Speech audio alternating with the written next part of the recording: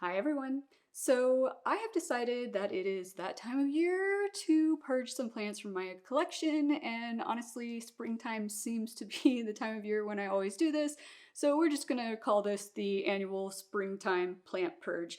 But basically you guys, when it comes to purging plants, typically for me personally, the only reason I purge plants is if plants just kind of aren't turning out the way that I kind of thought they would. And what I mean by that is usually if they aren't growing the way I thought they would, not necessarily like, oh, I'm just like not liking that plant as much as I thought I would. It usually has something to do with the growth pattern for me of like, I didn't expect it to be growing that way. I just don't like dealing with that. Or if it's like really hard to keep a plant looking good, like if it takes a lot of management of like cutting back runners constantly and, repotting back into the top of a plant, things like that. Those are usually the plants that end up on my purge list personally. Now, in general, when it comes to purging, just keep in mind it is okay to feel slightly guilty about getting rid of plants. It's just one of those things. It is also okay to feel not guilty at all about getting rid of plants. It's kind of an each to each of their own type situation, but sometimes we might feel a little bit guilty, sometimes we might not. Some plants can be harder to let go than others. I have one today that was actually on the list when I did my purge last spring, and I told you guys I wasn't sure if I was going to get rid of it, and I didn't, and now we are definitely purging it, and I will explain why I've changed my mind as we go along today. But you know what? Let's just go ahead and get into some of these plants. I do have 10 in total on the list, 6 that for sure are going bye-bye. And bye, I'm going to probably either sell them or just gift them to somebody. And then I have the other 4 that I'm kind of on the fence about, and I kind of want to explain to you guys why. But let's start with the first 3, and I only brought 2 of them out because the third one, they're all the same type of plant. So these are all Epipremnum pinnatums that we are about to look at, and I am over Epipremnum pinnatums, you guys. So I did bring out my Baltic Blue, which honestly has been my favorite one out of all the pinnatums that I've owned. And I kind of mentioned that in a video a long time ago, it feels like now, on would I buy it again or would I not buy it again. I had said in that video, I don't even know if I can remember what plant I compared this to in that video. I can't remember, you guys. I'll have to go back and double check. I'm drawing a blank on what I compared it to, but I had said I would be more likely to buy a Baltic Blue instead of the plant that I flashed up on screen for you, because I just ended up liking this plant better. Now, you guys, I love the color of the Baltic Blue leaves, how it has that kind of bluish green color to it. I love the shape of Epipremnum pinnatum leaves, that they're that longer shape compared to, for example, Epipremnum aureum. So like my Marble Queen has that squatter, more heart-shaped leaf. What I absolutely cannot stand about these plants, though, is the runners, and I do not want to grow them on a pole. I know if I put them on a pole, they would be happier, but this is what I'm talking about, you guys. Like, all I get now are these vines that have absolutely no leaves on them because they are searching for something to grab onto and climb. And it's kind of interesting because it begs the question of how did it get like to this point in a greenhouse setting, because it wasn't climbing either. And honestly, like I said, this one has been more full for me out of all the ones I've owned. My Cebu Blue, when I first got it, I think I have a photo I can probably flash up on screen for you. Much smaller though. This is currently in, I think this is maybe an 8-inch pot. It was originally bought in a 6-inch pot, but I had to actually unpot it. And actually, you know what? I was going to say and downpot. I did downpot it. I downpotted it to a 5-inch pot because it wasn't totally rooted cuttings when I bought it. So I did repot it, took it down to a 5-inch pot, and now have since gone up into this size pot. Now the Cebu Blue was in, I think it was like a 3-inch. If it wasn't a 3-inch, it was like a 4-inch. And it filled in a bit. We repotted it last spring, but then it just started pushing out all these runners like this. And I've talked about this in previous videos. Look, here's a really long one that I just tucked up there, probably because I just didn't want to deal with it or look at it or have it dragging down to where the cats could attack it. But yeah, like it seems like for a while they grow and they fill in kind of nicely, but around the time that they get to like this level of size and fullness, then it's just runner central. And it's driving me crazy. And the one that is the absolute worst, so this one has done the best in terms of like getting full and looking nice before it started putting out runners. The Cebu Blue has done the second best for me. Like I said, And I want to bring them all out because they're basically the same plant, and the seaweed blue is way up high. I need to get a step stool out to get it. But then I also have, and I just got this plant like around this time last year. This is the Albo version of this plant, which absolutely lovely. I love that it's kind of subtle albo variegation. Some of the leaves get a little bit more variegated than others. But once again, like I've had this for a year, and I mean, you guys, it's hardly like filled in at all. Now, granted, it did suffer, I believe it was the fertilizer burn situation, got the roots on this one, and I had to like restart the roots in water and pot it back up. But still, I didn't really lose a ton of leaves in that process, and we're not pushing out a ton of new growth. There is a new leaf coming in finally, like right here. But once again, everything is just kind of like here, this is kind of like a runner going on. It's just not really growing very fast. It is completely rooted now. It's just the slowest growing one out of all of them. And pretty much everybody I have talked to since owning this plant that has one, A, has gotten rid of theirs as well for the kind of same reason I'm talking about now. But B, the people who are having success with it, it's because it's on a pole. And basically everybody has said that this is one that you really have to put on a pole to keep happy. And to be honest with you guys, I'm kind of getting over plants on poles, but that's a conversation for another day. So yeah, I'm just kind of over these plants. They're still like relatively easy to find. So for example, like if I wanted to get one of these again, I would probably get the Baltic blue for sure. That's, like I said, been my favorite in terms of the coloring and look of the plant, as well as like how well it's grown in comparison to the others. And they're relatively easy to acquire. So if I were to decide one day that I wanted to get one again, it's not going to be that big a deal. It's not like some of the plants that are rarer that I own, that if I were to decide to purge them, it might be harder to replace them again and more pricey and whatnot. So for that reason, these plants, they gotta go. They gotta go. And before I forget, you guys, I have decided, because the weather is pretty mild right now across most of the country, that I am going to start selling plants to ship to you guys, because I know you've been asking me for it like for over a year. So in case you guys are new here and you don't know, I do have a website, alohaplantlife.com. I do sell plants on there, but I work with a nursery that has a location in Florida and California and Florida. I forget how you guys see this. So if I'm saying Florida and pointing like if you were visioning a map and I'm pointing where California is, it's because I can't remember how you guys see this on screen. But they have a location in Florida, they have a location in California. So when you buy from my website, they actually ship direct to you on my behalf from the nurseries, which is the way to go, because that way the plant's not having to be shipped twice. It's not having to be shipped to me, and then I've got to take care of more plants because I'm having a hard time keeping up with the ones I have right now. That's another reason why I wanted to purchase some plants right now. But yeah, it would have to come here, I'd have to take care of it, and then I'd have to ship it to you again. So it kind of works out really well, but my website doesn't have a lot of super kind of rare stuff because that particular nursery doesn't carry super rare stuff, some rare stuff, but not a lot. And so I know a lot of you guys have been asking about some of the plants I show you in my rare plant inventory I have for local pop-up shops that I do, and if I sell those for you. And I hadn't yet because I wasn't in a position to start shipping. The weather wasn't great, but I think I'm gonna try it now. So what I'm gonna do, and we'll get into it a little bit more at the end of this video, well, let's just get back to the plants we're purging. At the end of this video, I'll explain to you how I'm going to go about doing that and when I'm gonna start doing it. Okay, so yeah, these Epipremnum pinnatums, they've tested my patience. And for anybody wondering, because you know I've also talked about Scindapsus and how Scindapsus put out an insane number of runners as well, and it drives me crazy because Scindapsus are actually shingling plants, and they want to grow up like a flat surface, like a plank.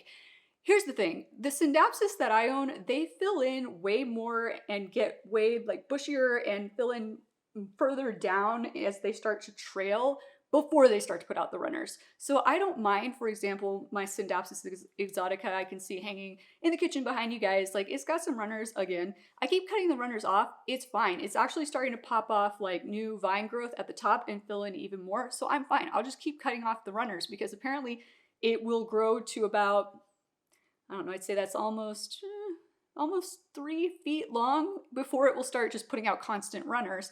And it looks nice at 3 feet long. So as long as I can maintain it looking good, and if I have to occasionally cut a vine back and let it start to grow again, okay, fine. I don't mind that. But this whole nonsense, like, nope, I'm done with it. I am done with it. Okay, next up, this plant. This is my Monstera Indo variegated Indo is what it's called. Now, It's not going to look very variegated to you guys right now. You might be able to see a little bit of variegation down here on those leaves. And part of the reason it doesn't look crazy variegated, and part of the reason it looks almost neon right now, is honestly, you guys, it's getting too much light where it lives, but also I have not been the best person about figuring out exactly when this plant wants to be watered. I feel like it doesn't want to dry out quite as much as like a regular Monstera does. But I don't know. I think consistency in watering is key on this one, and I have not exactly been the most consistent lately with it. I'm going to take it out of its cover pot because it's kind of heavy. But yeah, so we've lost in the last like month quite a few leaves down here at the lower part. It also just has not grown very fast for me. But for those of you who may not recall, because I do not honestly talk about Monstera adansonii that much on this channel, and that is partially because I just don't like Monstera adansonii.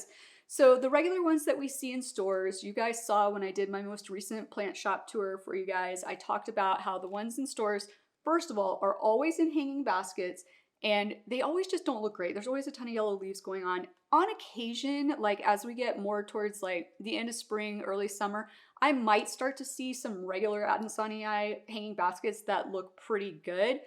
But I just am not a huge fan of the look of the leaves on the adansonii. One of the things I actually do like about this plant better than the regular adansonii, hopefully you guys can tell, and if I can find a picture of a regular adansonii leaf for you to compare to, I'll put it up on screen. But the slits in these leaves are more elongated and larger, and the leaves themselves, I feel like, are slightly more elongated. So even if this wasn't variegated, which I know it doesn't look very variegated right now, but even if it actually wasn't variegated, I would prefer this look to the regular Monstera adansonii that you see in stores. But the thing is, once again, I like to have plants like this trail, and at a certain point, adansonii, like, they look good for a bit, but they really don't want to trail, you guys. They really do want to climb, and I feel like they look okay when you buy them like in a hanging basket, and then everybody I know who has them, like, they just start to look like crap over time. They start to have issues with them. The leaves don't stay like normal size because it wants to climb. And so I kind of like, for that reason, am just to the point where even with this one, I don't want it anymore. I just don't want it anymore. But it is funny, you guys, because when it does look good, when it's not getting slightly too much light like this, and I did try to relocate this several times, you guys, and the plant started doing weird things. So I put it back, like, as long as it was like, I mean, it's happy, like, it's been putting out leaves and everything. It's not like it's like, it doesn't care that it looks lighter in color from the light. I'm the only one who cares that it looks lighter in color because of getting too much light, or maybe you do too, but you get my point. The plant is happy, the plant is fine. But yeah, every time I tried to move it, it started doing weird things, so I just kept putting it back. But I don't know. I did have one in inventory left until about a week ago that was the right color. Like, it's more of a darker, well, kind of like a minty green, I guess, but definitely not yellowish looking. It doesn't have like a neon look like this, and this close to neon looking green to me, or lemon lime, whatever you want to call it. So, and that one had like some really pronounced variegation on it, to the point that I seriously thought about keeping it. And then I just kept looking at this one. I was like, no, you're going to keep it. It's going to end up looking like this, and you're not going to be happy about it. And luckily around that time, some girl reached out to me like dying to buy it, was so happy I had one that looked that good. So it went home with her. And now we're going to find somebody for this one to go home with as well, because I am just over it. It's not my type of plant in terms of how it grows. Okay. The next plant, so we got two more on the for sure they're going bye-bye list. And I think we'll do this one next because I kind of already mentioned this to you guys some point this year. I know it was some point this year because it was after I got Scooter, and I got Scooter back in early January. So this is my Shag Glotus. I don't really honestly know, you guys, what the full exact name of this was. It wasn't labeled. Shag Glotus are kind of relatively like new. Well, first of all, there's thousands of types of Shag Glotus, but there are not a lot that are being sold as houseplants. And so like when I find ones that look like this, it's like every time I find one, somebody's got a different name on it. So we're just gonna call it a Shag Glotus. But it is not looking its best right now. We did divide this in the video I did on dividing plants. It has put out a ton of new growth since then, you guys. But the reason the leaves are looking kind of yellow and everything on the ends is because of the cats. It's because of the cats. Like, Theo was the first one to want to chew on it all the time. And honestly, I don't really see him doing it much anymore, but now Scooter's doing it all the time. So like, they chew on the leaves, as you can see here. And then what I do is I end up cutting that part of the leaf off, but it just, then they chew more. And so just the ends of the leaves all start to turn yellow like that. And then you can see though, like up here in the middle, there are like new leaves coming in that look just fine. And they're in the middle where the cats can't get to them right now. And the roots and the rhizome are like spreading around big time. Like I just noticed today, the rhizome has definitely started to grow and spread back around in here. So this plant is not looking like this because the plant's not doing well. This is totally straight up cat damage. And I honestly kept trying to see if I had a place I could put it where it was higher up where they couldn't mess with it. I honestly just don't have a place to put it, you guys. And the thing is, as I've mentioned, this plant reminds me an awful lot of my Apobolus plants. So as you can see, similar looking leaves in terms of shape, has that kind of grayish variegation on the leaves, lance-shaped leaf. And honestly, I like the Apobolus plant even more because the back of the leaves are the purplish color, purplish reddish color. And also, it tends to not give me as many guttation problems, especially in the winter, as this plant does. So I pretty much decided, like, this plant just needs to go. I technically have 3 of these in my possession right now because when we divided this plant, we split it up. This was the mama plant, so we repotted her back into this size pot, and then we potted up 2 divisions off of her. So I got 3 in inventory right now, and Theo managed to knock one off the counter, one of the propagations off the counter the other day, and it was looking the best out of all of them. It was not gutating at all, you guys. I was like, damn. Like, it almost, I was tempted to be like, let me just unload this one, keep this one, and try again to find a place higher up where I can put this. But once again, I just don't have a place, you guys. I need to just accept the fact I don't have a place higher up to put it. But yeah, it was looking so good, you guys, and he just knocked it off the counter because he was being crazy and wanted food, and it landed smack dab upside down. And when a plant like this, with these kind of long, elongated petioles on the leaves like this, it lands upside down like that, and it had just been watered, so the pot was extra heavy, game over. All of them snapped off. I am so not happy about it. It will recover because it's a rhizome-based plant, but I was pissed. I was like, you're definitely not getting your dinner now, even though it was, seriously, it was 2 hours earlier than when he normally gets fed. I don't know what his problem was that day. He was just acting up, and a plant paid the price. But yeah, so this one definitely going bye-bye. I'm not trying to say, I want to be clear on this one. I'm not trashing this plant. Like, I actually do like this plant, you guys. It's just not working right now with my situation with the cats. All right. So the next one I want to talk about is one of the ones that was on my, I don't know, I was being wishy-washy about list last year when we purged. And I was being wishy-washy about this plant because I honestly got this plant on the day that my divorce was finalized. So I had some kind of like sentimental attachment to it. I had started propagating it for the first time this time last year when we took a look at it to try to fix it because it was looking a little bit scraggly, leggy. It needed a trim. And I had said at that time I might like just sell the mama plant and keep one of the propagations just in case. You know, I was like feeling awful afterwards or something. And then like I ended up just keeping mama. I sold the propagations. I have 1 propagation left. But we have a new problem now with this plant. Oh my gosh, you guys. Okay, so this is my aluminum plant, aka my Pilea kaderi plant. Now I want to first of all point out all that new growth that is coming in on the ends is looking absolutely fabulous. It does not have the browning leaf tips like you're seeing here. As you can see, what I was talking about how this was looking really kind of leggy now and kind of sparse, it was not looking this sparse this time last year, but it was just, we had branches growing like way out all over the place. And so I had started trimming some of those back, and I have gotten new growth on those. I have trimmed more back. We are getting new growth coming in. Hope you can see this one of the most recent ones I trimmed right here, and it's starting to get new growth coming in on it. We got new growth coming in back here. And the problem now though is, you guys, that Scooter is the problem. So this plant just in general, I'm sure anybody who's owned one can tell you and back me up on this, the leaves fall off really easily when you move the plant. It's just one of those plants that's very sensitive to being moved.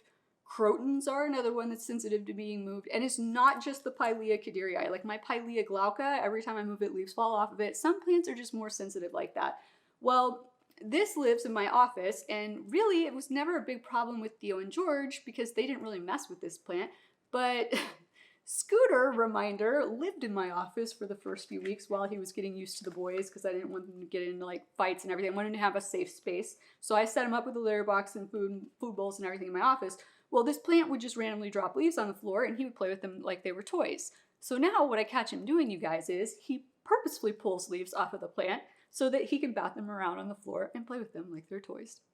And once again, I don't have any good place where I can put this plant higher up out of his reach. So I was kind of like, at this point, I think it's time for this plant to find a new home. I'm kind of torn. Like, I wanted to try to get it kind of spruced up a little bit more and filled in a bit more, but if he's gonna keep taking the leaves off, I'm probably just gonna either gift this to someone or just possibly list it for free, or just make a donation to my charity that I donate a portion of all my plant sales to, for someone to come take this off of my hands. And honestly, I don't feel even remotely conflicted about it like I did last year, because honestly, I'm over my divorce. I'm over this plant, and it is time for it to go. All right, you guys, let me swap these plants out that are the ones that are definitely leaving my collection for the ones that I am kind of torn on. All right, you guys, so two of the next 4 plants that we are going to look at, we're going to have to attempt to look at in place because they are just too big. Like, I just tried a second ago to see if I could get them out here and show them to you well enough, and it's really just not going to work. So let's actually start with one of those first, and this is my chain of hearts. So my Serapagio woodii. I want to be clear, this is my regular one. This is not my variegated one. I absolutely love my variegated one. My variegated one is going nowhere. But the fact that I love my variegated one so much is part of the reason I've been thinking that I might want to purge my regular one, because like I just don't like it as much. That's really all there is to it. And I'm kind of like, it's almost like having 2 of the same plant, but one looks better to you than the other. And it's like, well, then why do I keep that one when I could put a different plant in its place?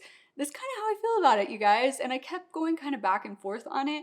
And I think what kind of pushed me to the point of, yes, I think I want to like purge it, is that when we did that recent plant shop tour of Callaway's, and they had the ones that were so much lighter colored than mine. And I think one of you pointed out that it was probably a variety called, I want to say like Silver Cloud or something like that, and that's why it was lighter. And I was like, man, that's really pretty. Like, if my regular one looked like that, I might want to keep it.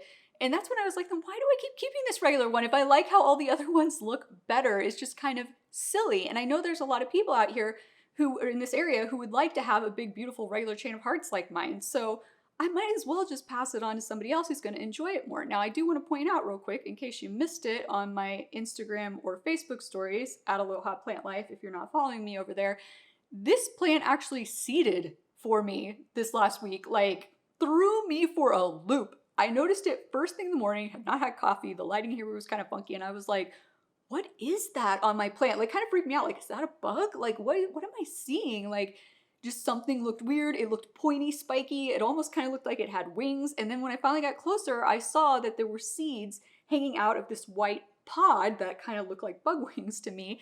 And they had the little fuzzies on them, the little, like, what you call like a parachute for the seed, for the wind to carry them away if they were outside. I have never seen this happen on either of my string of hearts before. I was so shocked. And it's just one, I think it's one seed pod. It's growing off. It's technically, I guess, 2 seed pods, but they're growing out from one point. It's just split.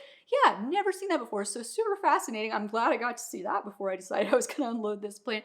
But yeah, other than that, I mean, it's growing fine for me, guys. Like, I'm looking at it behind you. It's in the southern facing window in my living room. Some of you guys have told me like it's probably too bright for it, but it's not affecting the coloration of the plant. I think a lot of you were telling me you felt like it was too bright for it because like the leaves at the bottom of the plant were growing smaller than at the top, but like I don't think that's uncommon on a string of hearts. Feel free to comment down below and correct me if that's not been your experience or if you know for sure. But I think like if I let it grow further, which there isn't room for it to grow further, it's touching the Alocasia bambino right now. Actually, I'm thinking I need to give it a trim after this.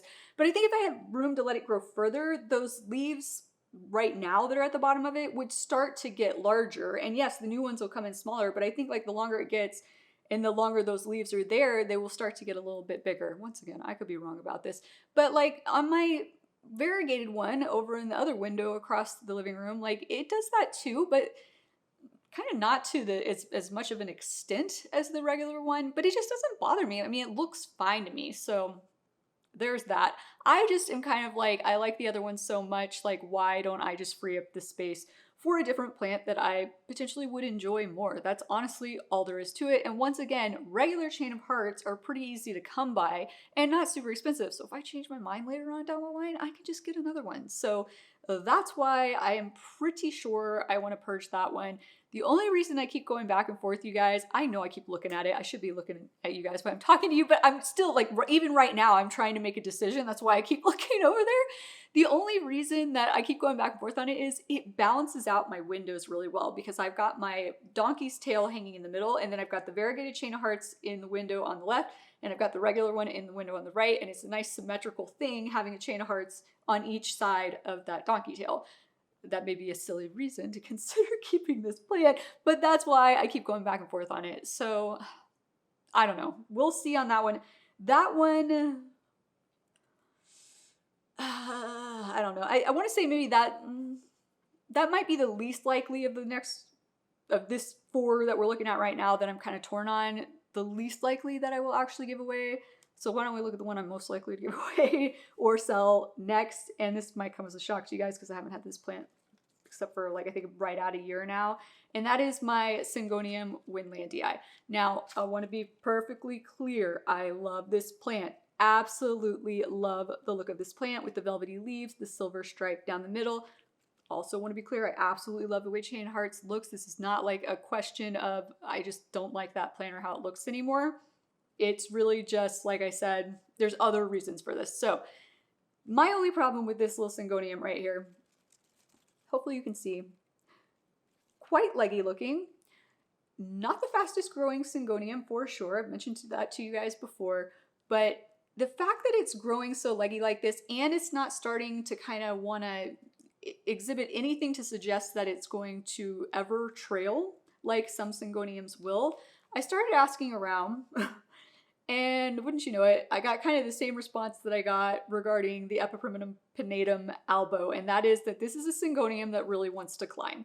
So it's going to keep looking leggy, basically, unless I give it a pole to attach to. And once again, I'm almost over plants on poles. Once again, conversation for another day. But also, I just don't have a ton of room for plants on poles. And the other thing is, I don't know if you guys are aware, well, first of all, not very fast growing. So it's going to continue to look like this cute little plant that we like with the silverish whitish stripe down the middle for quite some time. But in case you guys aren't aware, that is a feature of this plant when it is a immature baby plant, and that striping goes away when these leaves get mature.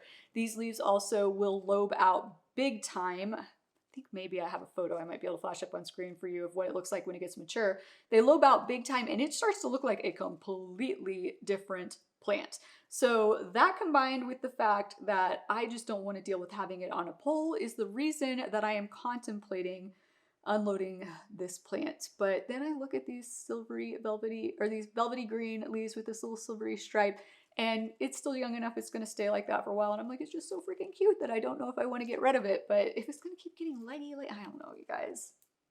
I don't know. Once again, a little bit torn on this one, but I really don't want to have to put this plant on a pole. So it's a pretty good likelihood this one is getting purged out of my collection.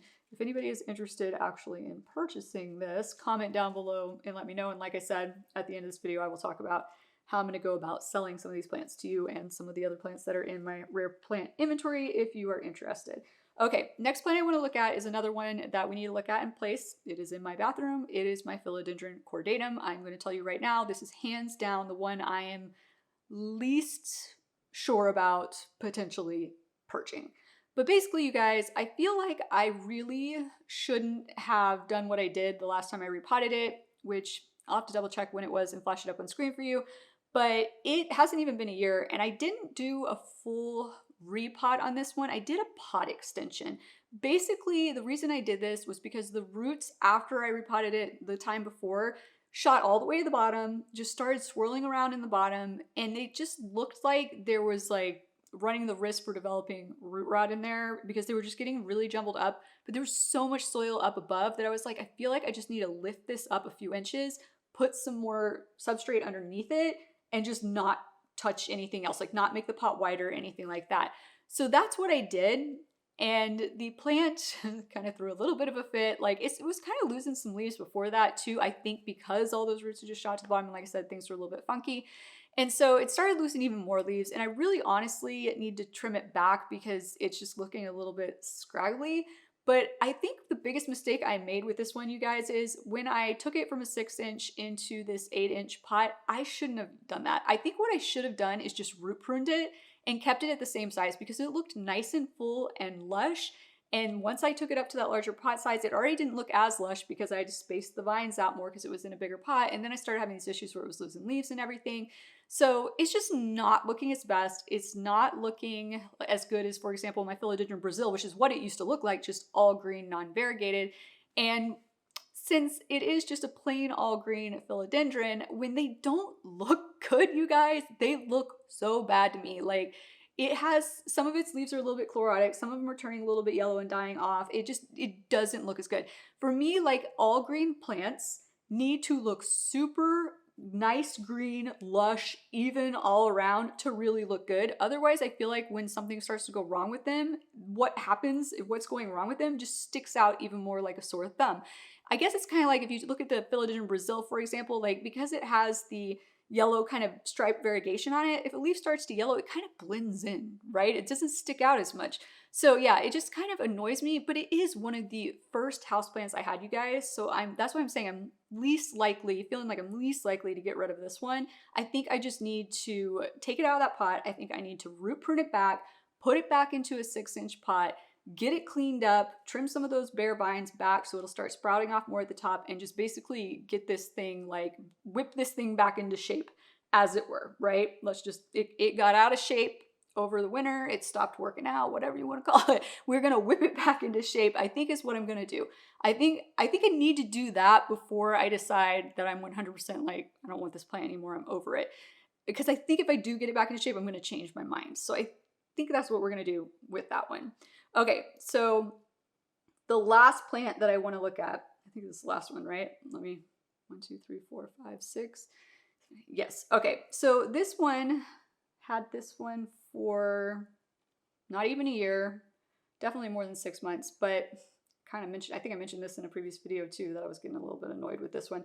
But this is my Philodendron White Princess tricolor. This plant was a propagation off of a plant that was actually throwing tricolor leaves. So I know a lot of you are going to scream at the screen right now because at least one person comments every video that I call this a tricolor on and says, all white princesses are capable of being tricolor, Drea. It's just something that happens to some of them and not others. I understand. The only reason I'm calling this one is a tricolor is because the plant that it came from actually was going crazy tricolor. This one has not really done that much so yet, but part of the reason I bought this plant was just because this variegation. I mean, look at that.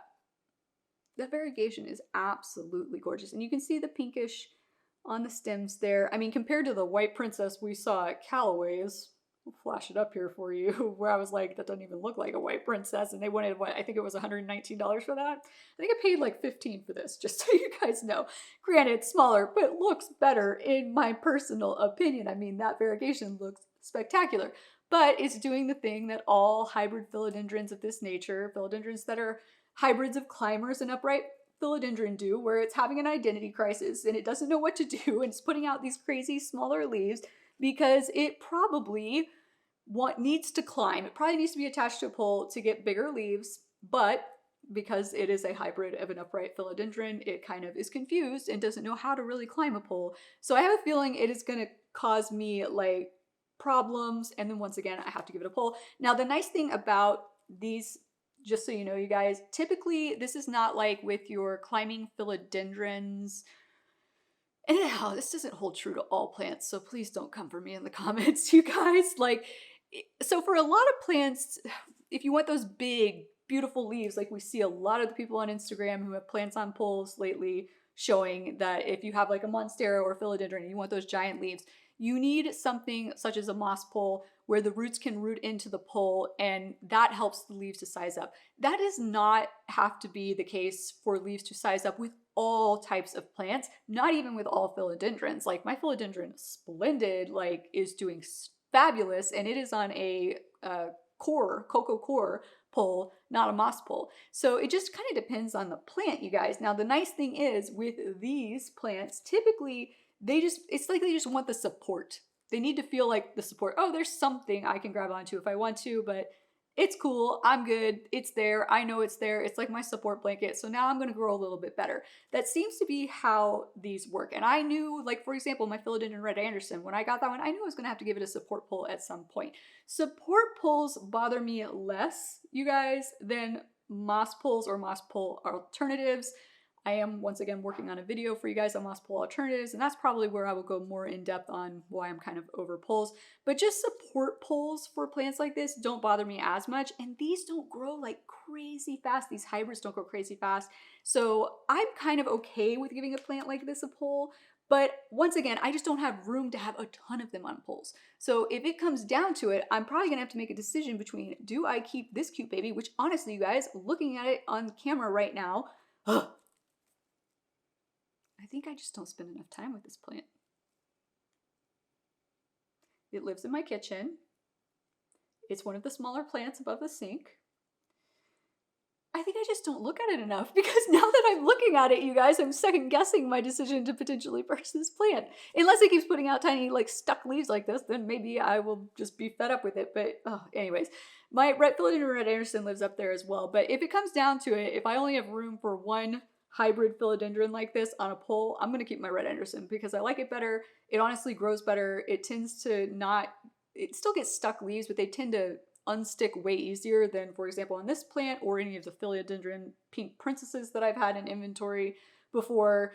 And so, yeah, for that reason, and the leaves tend to actually come out larger. They don't tend to revert back to tiny leaves like that. So for that reason, if it comes down to it, if I have to make a choice between this one or my Philodendron Red Anderson, it's going to be my Philodendron Red Anderson. Right now, though, I'm kind of thinking, I don't know, you guys, what would you do? Would you keep this?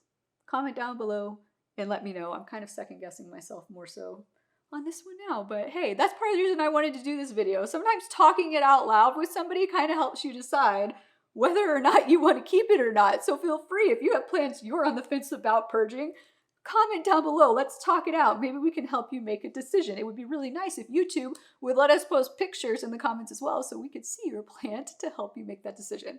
But basically, guys, that is where I'm at with these plants. I do want to touch, though, on selling the plants to you now. So what I'm going to do is I'm going to figure out which plants in my rare plant inventory and potentially plants that I'm potentially going to make a decision to purge that I want to sell, and I am okay with shipping. Some of the larger plants, I don't know, might get a little bit tricky. We'll see. What I'm going to do then is I am going to add them to my website in a special section.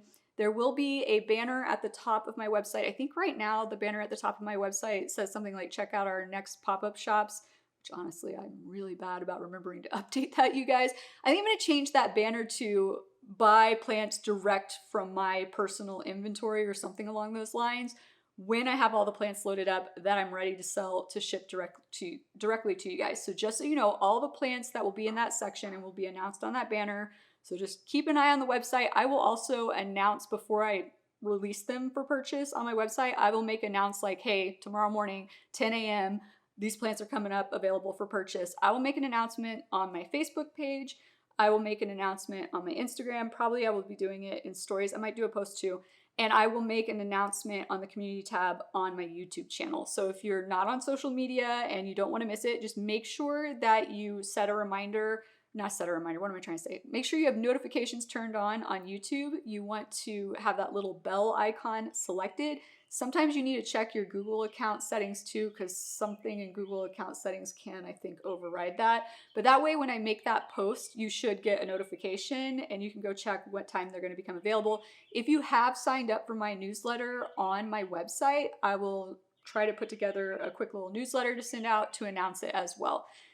And basically, you guys, this will be the first time I have really shipped like considerably like a lot of plants like myself out to people. Like I've shipped one here or there, but I think I've unpacked enough plants now that have been shipped to me to know how to do it. I've taken pictures of how everybody's packed theirs and everything. So I feel pretty solid about it. And I think this will be great because I know a lot of you guys have been asking me for plants. Also, if there's a particular plant that you're looking for and you're not sure if I have, comment down below and let me know, and I'll give you a heads up on whether I have it or not, or if maybe it's something that I can get. But I'm super excited to be able to do that for you guys.